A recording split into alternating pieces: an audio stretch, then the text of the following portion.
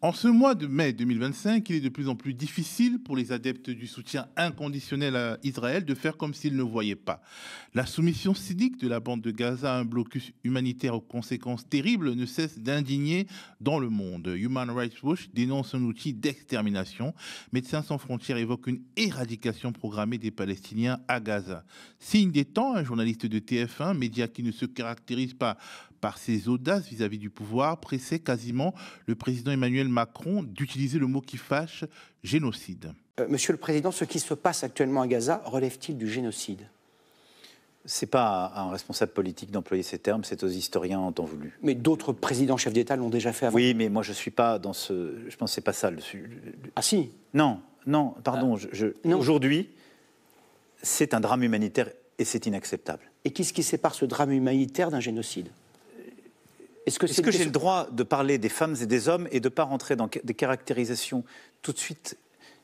Pour avoir demandé à un historien de référence, qui est M. Duclerc, de caractériser, de travailler sur les génocides arméniens et au Rwanda, le génocide Tutsi, j'aurais la plus grande prudence. Et encore une fois, ce n'est pas un président de la République de dire ceci est un génocide, ceci n'en est pas. Mais des historiens, ce que je veux dire, c'est que des historiens même israéliens emploient ce terme-là. C'est un drame et c'est horrible. Et vous laissez les historiens trancher plus tard. C'est un drame et c'est horrible. Moi, mon boulot, c'est de tout faire pour que ça s'arrête. Pendant ce temps, le président américain Donald Trump, qui a porté le plan insensé de nettoyage ethnique à Gaza, qu'il a annoncé vouloir transformer en Riviera du Proche-Orient, semble prendre ses distances avec le Premier ministre israélien Benjamin Netanyahou.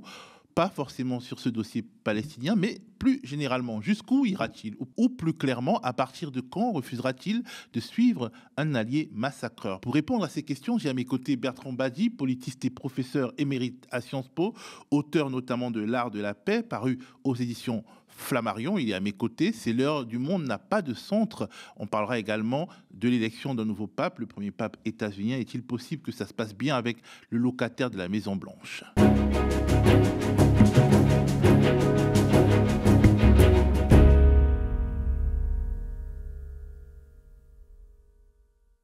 Bonjour Bertrand Badi. Bonjour Théophile. Et si on commençait par parler rapidement de l'intervention d'Emmanuel Macron sur le dossier palestinien lors de sa très longue émission télévisée durant la semaine qui s'achève.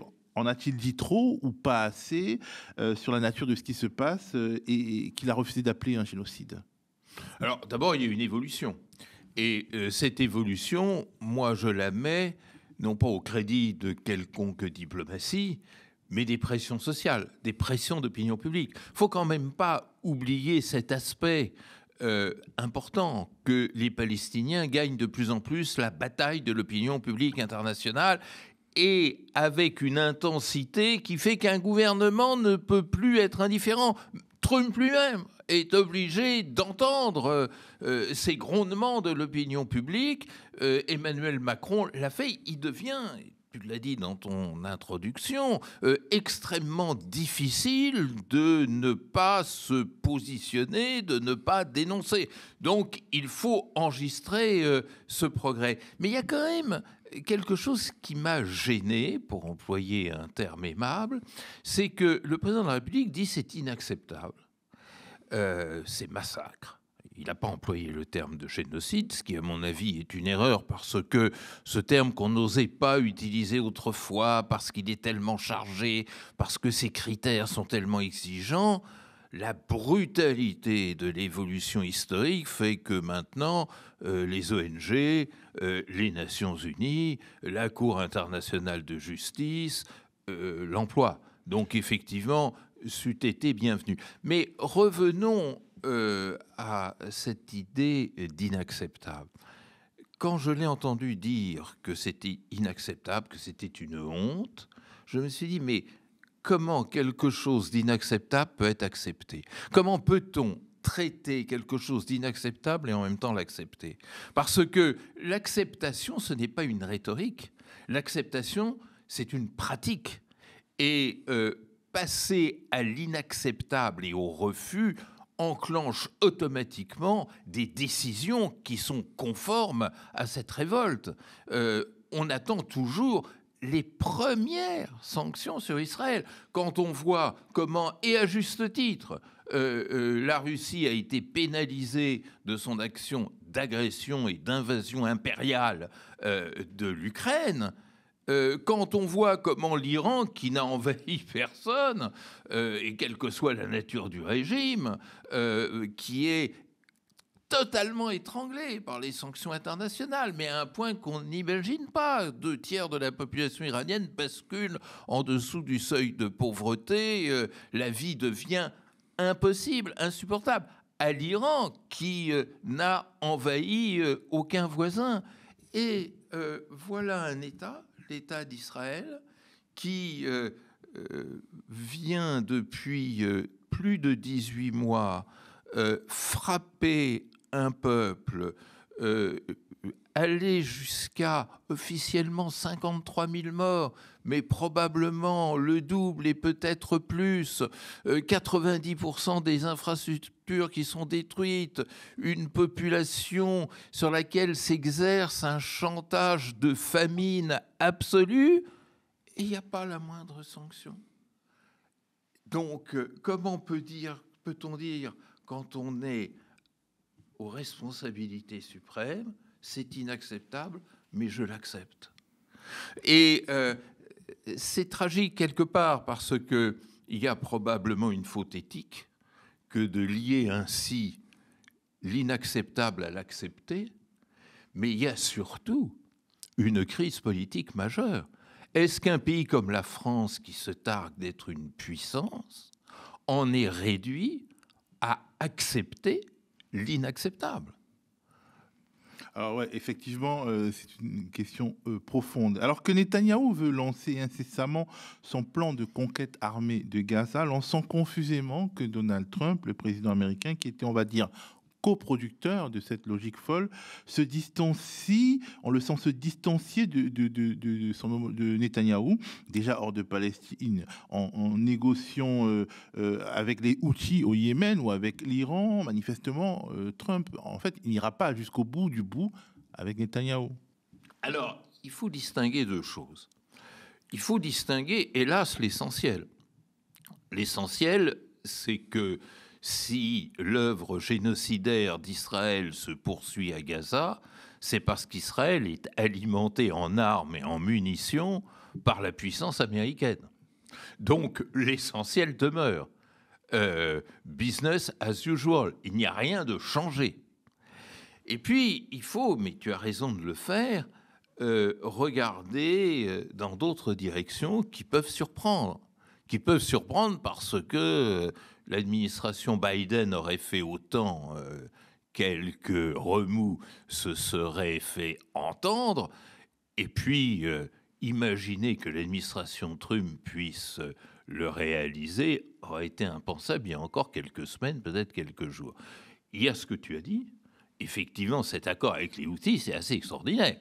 C'est on vous laisse tranquille, nous Américains, vous Houthis, à condition que vous arrêtiez vos frappes sur la mer Rouge, mais il n'a pas été inclus un paragraphe pour dire, à condition aussi que vous arrêtiez d'envoyer des roquettes sur Israël. Ça, c'est quand même quelque chose d'assez surprenant. Les États-Unis en sont réduits à protéger la route commerciale. Voilà, les bonnes affaires mondiales. L'autre élément qui est effectivement tout à fait remarquable, c'est cette négociation avec l'Iran. Alors, on ne sait pas au jour d'aujourd'hui si elle va aboutir, mais paradoxalement, les planètes s'alignent favorablement à la République islamique d'Iran, parce qu'on sent, et là on commence à découvrir la vérité, que Trump a besoin à tout prix, enfin, d'un accord. Après plus de 100 jours d'exercice du pouvoir, rien n'a marché en Russie-Ukraine, rien n'a marché dans le conflit israélo-palestinien, rien n'a marché dans la guerre tarifaire. Peut-être qu'avec l'Iran, on peut arriver à quelque chose. Ne serait-ce que parce qu'avec l'Iran, on est dans le bilatéral parfait. Et donc, effectivement, la chance d'aboutir, même en enfonçant certaines portes, est plus élevée. Donc il peut très bien y avoir un accord, et effectivement, il serait mortel pour Netanyahou, sinon matériellement, du moins spirituellement. Hein. Et puis, il y a quand même un troisième élément que j'ajoute à ta liste, qui est le fait qu'un émissaire américain, et pas n'importe lequel, ait négocier avec des plénipotentiaires du Hamas la libération d'un otage israélo-américain. Alors, c'est une double gifle pour Netanyahou, parce que, d'une part, la diplomatie américaine et Trump en particulier ont montré que ce que vous n'êtes pas capable de le faire, moi je peux le faire. Et deuxième, donc c'est une forme de démenti de la politique menée par Netanyahou en direction des otages, une forme de dénonciation de son indifférence humaine à l'égard de la question des otages, mais surtout, pour Netanyahou, ça doit être très dur de penser que le patron, le grand frère américain, parle ouvertement, officiellement, publiquement, avec des représentants du Hamas. Ce que les Européens n'osent pas faire, ce que M. Poutine ne fait pas non plus. Il a reçu une fois une délégation du Hamas tout de suite après le 7 octobre, mais ça a été très discret, ça n'aboutit à rien. Là, l'initiative, jamais Biden n'aurait fait ça, ou s'il y a dû y avoir des contacts déjà du temps de Biden et de Blinken, mais ça n'a jamais été rendu public. Donc là, il y a quelque chose de tout à fait nouveau. Mais alors, si maintenant on met en opposition ce que je disais au tout début, c'est-à-dire que pour l'essentiel, Trump continue à livrer les instruments meurtriers à Israël, c'est-à-dire on est dans une logique de complicité de meurtre, hein, très, très clairement. Et d'autre part, prend toutes ces initiatives, qu'est-ce que ça veut dire ? Ça nous éclaire l'un des aspects essentiels de la diplomatie trumpienne. C'est-à-dire, Trump agit en dehors des valeurs, y compris des valeurs qu'il a lui-même posées, en dehors du droit, ce droit dont il se considère comme effectivement, auquel il se considère comme lié de par l'histoire des États-Unis. Et à chaque fois, ce qui guide sa diplomatie, c'est deux choses. C'est l'affirmation de puissance, regardez ce que moi je peux faire, et c'est d'autre part l'effet d'aubaine, c'est-à-dire aujourd'hui, je peux marquer un coup en discutant avec le Hamas, peut-être demain en discutant avec l'Iran, aujourd'hui en concluant un accord avec les Houthis. Donc, ma boussole, ce n'est pas, comme on le dit tout le temps, ça finit par m'agacer un peu, le deal, la transaction, le négociateur immobilier, tout ça, c'est des images. C'est pas comme ça que ça se passe. D'ailleurs, il négocie pas véritablement, ce monsieur. Non, c'est tout simplement l'art de saisir une aubaine pour pouvoir se projeter en avant sur la scène internationale. Opportunisme, quoi. Oui, mais enfin, c'est un opportunisme, je dirais, totalement libéré et émancipé. C'est un opportunisme, j'allais dire nombriliste, je dirais égocentré. C'est-à-dire, qu'est-ce qui, au jour d'aujourd'hui, me permet de me placer au centre de la scène internationale avec ces deux objectifs clés. Un, Make America Great Again, c'est les États-Unis qui ont pu avoir un accord avec les Houthis, avec le Hamas et tout ce qui s'ensuit.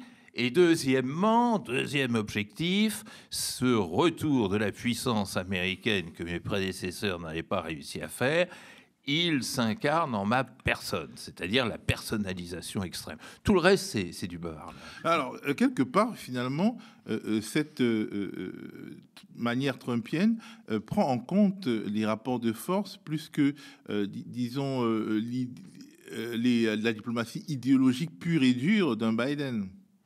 Oui, alors, j'aime pas beaucoup le mot rapport de force. D'abord parce que, mon cher Théophile, depuis 1945, ça marche pas, le rapport de force.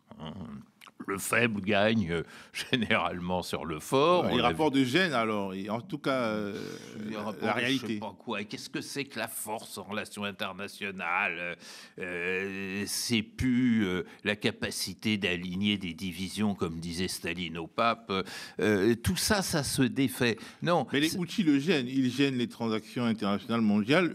Trump le prend en compte, alors que peut-être Biden ou les Européens seraient plutôt dans une logique, disons, civilisationnelle, entre guillemets, et idéologique pure. Oui, ça, nous sommes d'accord, c'est ce que je disais tout à l'heure. C'est-à-dire que la diplomatie occidentale, elle voulait se distinguer, de manière d'ailleurs le plus souvent hypocrite, en disant j'agis non pas pour moi, mais au nom des valeurs auxquelles j'adhère, pour défendre la civilisation, pour défendre la liberté, pour défendre la démocratie, pour défendre, etc., etc. Ça, c'est fini. C'est-à-dire que nous sommes en train de découvrir la puissance nue.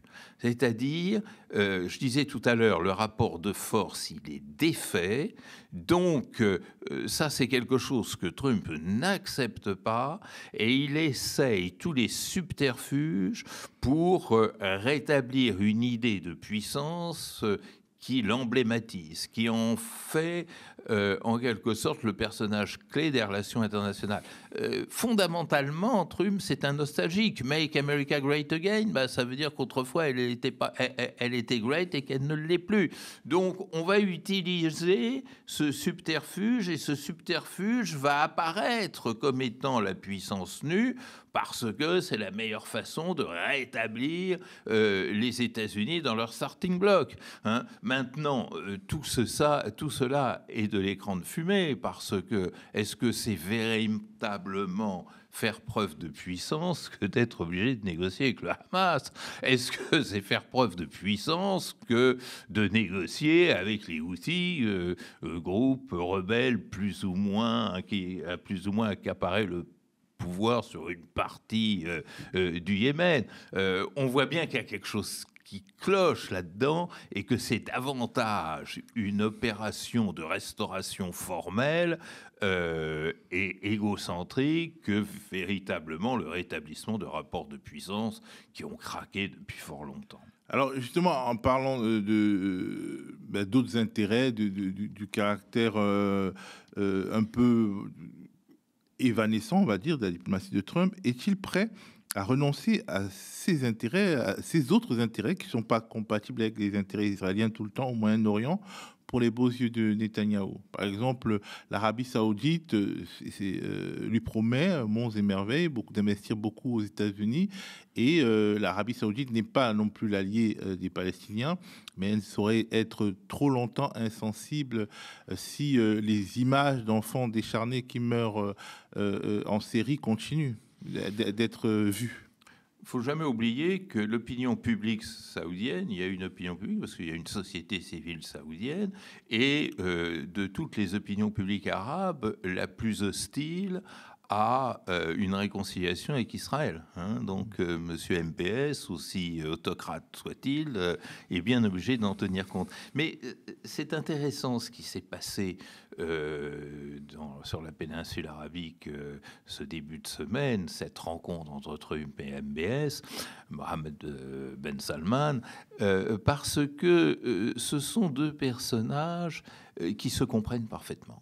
C'est-à-dire deux personnages qui considèrent que les alliances traditionnelles, les engagements durables sont beaucoup plus coûteux que productifs, et que ce que j'ai déjà appelé à ce micro l'union libre diplomatique, le polyamour diplomatique, est beaucoup plus rétributeur que la fidélité des alliances. Et ça, c'est le langage de Mohammed Ben Salman qui lui a réussi, qui lui a permis de se réconcilier avec l'Iran, d'établir des relations avec la Chine, avec la Russie de Poutine, avec qui il a les meilleures relations du monde, il ne faut pas l'oublier, avec Khamenei, avec Erdogan, et Erdogan, lui, fait la même chose. Or, que voit-on comme étant les deux principales places en ce moment, plaque tournante de la diplomatie mondiale, comme par hasard, la Turquie d'Erdogan et l'Arabie Saoudite de Mohammed Ben Salman? Donc, on voit un Trump qui est attiré par ces deux modèles, par ces deux personnages, parce que fondamentalement, ils pensent la même chose. Fondamentalement, Trump considère que les alliances dans lesquelles les États-Unis étaient engagés depuis le lendemain de la Seconde Guerre mondiale se révèlent aujourd'hui, ce n'était pas le cas pendant la guerre froide, beaucoup plus coûteuses que productive et avantageuse. Et donc, il cherche avec des résultats, à construire toute une série de connivences avec l'Arabie Saoudite. J'ai bien dit connivence, je n'ai pas dit alliance, de manière à faire progresser ses intérêts personnels et faire progresser aussi les intérêts personnels de Mohammed Ben Salman. Il ne faut pas oublier que Ben Salman, c'est le seul responsable du monde arabe à pouvoir prétendre s'ériger en puissance régionale.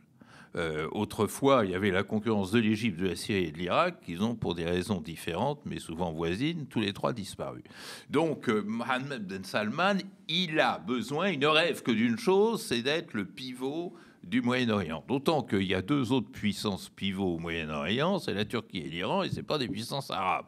Donc, Mohammed Ben Salman joue très gros dans cette affaire, et ça crée des effets d'aubaine que Trump pense pouvoir exploiter pour avancer ses propres pions. C'est ça qui s'est passé. C'est l'image du monde de demain. Il ne faut pas oublier une chose, c'est que dans le Trumpisme, il y a beaucoup de loufoques, beaucoup de fantasques, beaucoup de ridicules, beaucoup d'échecs également, mais il y a un petit goût de modernité. Trump a compris que les alliances conclues à la sortie de la Seconde Guerre mondiale et pendant la guerre froide ne s'adaptent plus au contexte mondialisé d'aujourd'hui. Ça, Biden avait du mal à le comprendre. Obama le pressentait un peu, mais il n'est jamais allé très loin dans ce type d'affirmation. Donc peut-être qu'on entre dans un moment nouveau. Alors pour revenir à Gaza, les États-Unis soutiennent une sorte de fondation basée à Genève pour acheminer de l'aide à ceux qui meurent de faim, littéralement. Une manière de renforcer une forme de tutelle donc, sur cette partie de la Palestine, une tutelle américaine, ce que les Nations Unies rejettent. C'est quoi l'enjeu ? Alors, l'enjeu, c'est d'abord de mettre le multilatéralisme, et singulièrement le multilatéralisme onusien, hors du circuit. Aucun de ces deux personnages, Netanyahou et Trump, n'aime le multilatéralisme. Et pas seulement pour des raisons de sensibilité. Du côté israélien, la haine du multilatéralisme tient au fait que, ce que d'ailleurs Emmanuel Macron avait rappelé, c'est le multilatéralisme qui avait créé Israël, mais sur un format qui n'a absolument rien à voir avec ce qu'Israël est devenu. C'est-à-dire que Israël, tel qu'il existe actuellement, est en contravention absolue avec tout ce que les résolutions 180 et 194 de l'Assemblée générale des Nations Unies avaient décidé en matière de découpage de la Palestine. Donc, ça irrite Netanyahou. À ça s'ajoute un deuxième élément. C'est-à-dire que Netanyahou, mais pas seulement Netanyahou, je pense que c'est un dénominateur commun à l'ensemble de la classe politique israélienne, considère que la sécurité d'Israël dépend de son absolue souveraineté et de son usage total du levier de la puissance, y compris de la puissance militaire. Ce qui, par définition, rend toute initiative multilatérale suspecte. Donc le but de l'opération, c'est était, et depuis le début, d'éliminer toute trace de multilatéralisme sur le sol palestinien, ce qui veut dire d'abord la liquidation de l'UNRWA, qui a été déjà programmé par Trump, celui du précédent mandat, mais que Netanyahou a mis en place. Et deuxièmement, ça veut dire quelque chose de très inquiétant, ça veut dire que l'assistance humanitaire, qui en droit humanitaire est absolue, elle n'est conditionnée par rien, c'est un droit premier, sera sous le contrôle de l'impératif de sécurité israélien. Ce qui traduit dans la réalité veut dire sera dosé en fonction des intérêts stratégiques d'Israël, y compris celui d'utiliser le chantage alimentaire et humanitaire pour pouvoir progresser dans l'action et peut-être dans une éventuelle négociation post-guerre. Tout ça est extrêmement dangereux, d'autant que l'ONU a eu vite fait, ainsi que les ONG, de dire « mais attendez, vous prévoyez 60 camions par jour alors qu'il en faudrait probablement 10 fois plus ». Donc tout ça est assez inquiétant. Justement, est-ce qu'il d'une certaine manière, il deviendra dans les prochains jours et dans les prochaines semaines impossible pour les médias, pour la société civile, ceux parmi les voix médiatiques et les voix de la société civile qui défendaient inconditionnellement Israël, de le continuer tout en se prétendant démocrate et civilisé? En France, on constate que certains soutiens inconditionnels dans la sphère dans la bulle médiatique commencent à se rebiffer. Est-ce qu'il n'y a pas un signe des temps? On a parlé, par exemple, de Delphine Orwiller. On a vu un journaliste de TF1 admonester quasiment Emmanuel Macron lui demandant de parler de génocide. On sent qu'il y a quelque chose qui bruisse. Ah, mais c'est évident. Les relations internationales, ce ne sont pas seulement des relations interétatiques. Et Israël l'a très bien compris en fermant le dossier gazaoui à tout ce qui est extra-étatique, c'est tout à fait remarquable, notamment aux journalistes. Et s'ils y vont, ils ont un risque statistique absolument énorme de mourir sur place et d'être même ciblés, d'être visés. Donc tout ceci, on ne peut pas ne pas en prendre compte.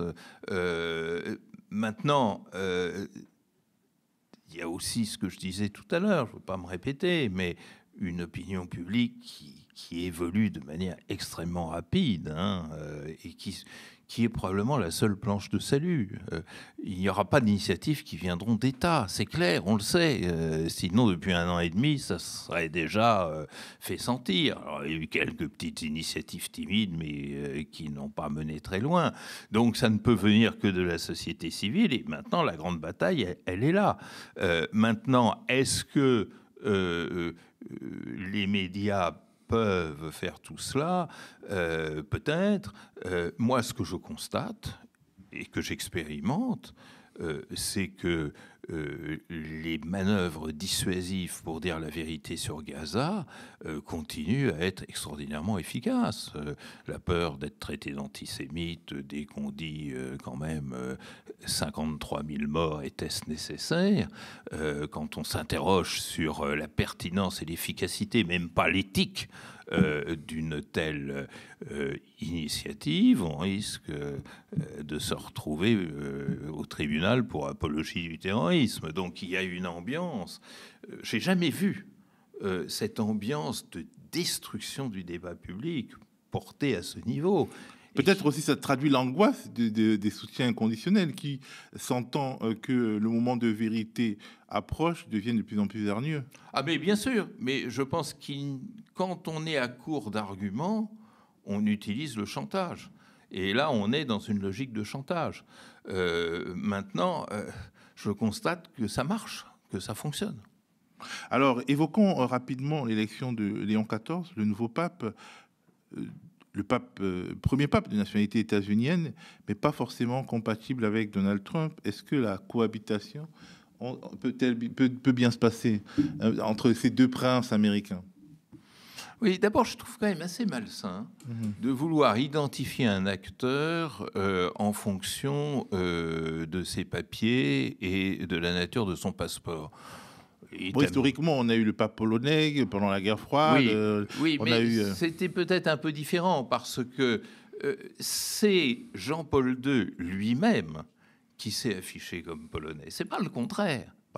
Jean-Paul II a choisi de faire de sa fonction, de son pontificat, un instrument de promotion d'une mobilisation en Pologne et dans l'Europe de l'Est contre un système soviétique finissant. C'est lui qui s'est identifié comme pape polonais, en quelque sorte. On voit bien que François n'a pas eu la même attitude. Bon, il s'est quand même identifié comme pape du Sud global, d'une manière ou d'une autre. Il a exprimé sa solidarité avec le Sud global, sans mettre pour autant en avant sa nationalité argentine plus que sud-africaine, indienne ou brésilienne ou je ne sais quoi. En plus, le pape Léon XIV, il est états-unien, mais en même temps d'origine française, d'origine italienne, d'origine espagnole. Moi, ça m'agace parce que je me dis, mais laissons-le choisir son identité.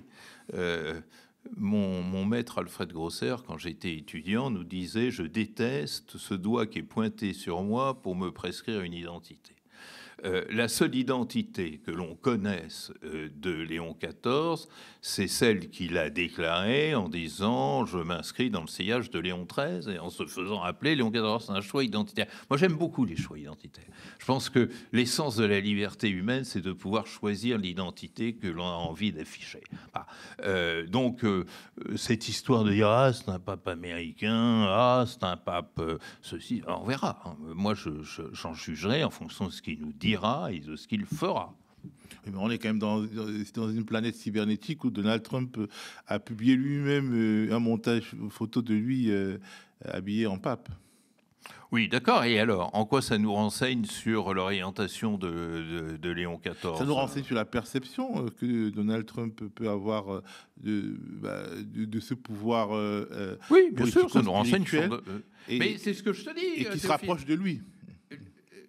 Ce qui est significatif dans l'identité, c'est celle que programme l'acteur en question. L'identité qu'on lui prête, tu me prêtes quelle identité? Tu es français. Pas seulement. Tu sais bien. Mais encore. Bref, merci. En tout cas, ça nous permettra d'y réfléchir, de réfléchir finalement au lien entre l'identité, la nationalité, les projections aussi qu'on se fait sur les acteurs publics et ce qu'elles choisissent dans cet ensemble de projections de revendiquer. Merci Bertrand Badi. Alors, nous voici arrivés à la fin de cet épisode du Monde n'a pas de centre, la chronique internationale de Bertrand Badi sur le média. Si vous avez apprécié cette émission et que vous souhaitez soutenir notre travail, n'hésitez pas, n'hésitez plus, sautez le pas et soutenez-nous de manière pérenne via un abonnement de soutien ou un don mensualisé. Vous pouvez également devenir sociétaire de notre coopérative. Tout ça, pour tout ça, allez sur le mediatv.fr/soutien. Merci d'être à nos côtés dans notre mission d'information et surtout, restez connectés aux médias.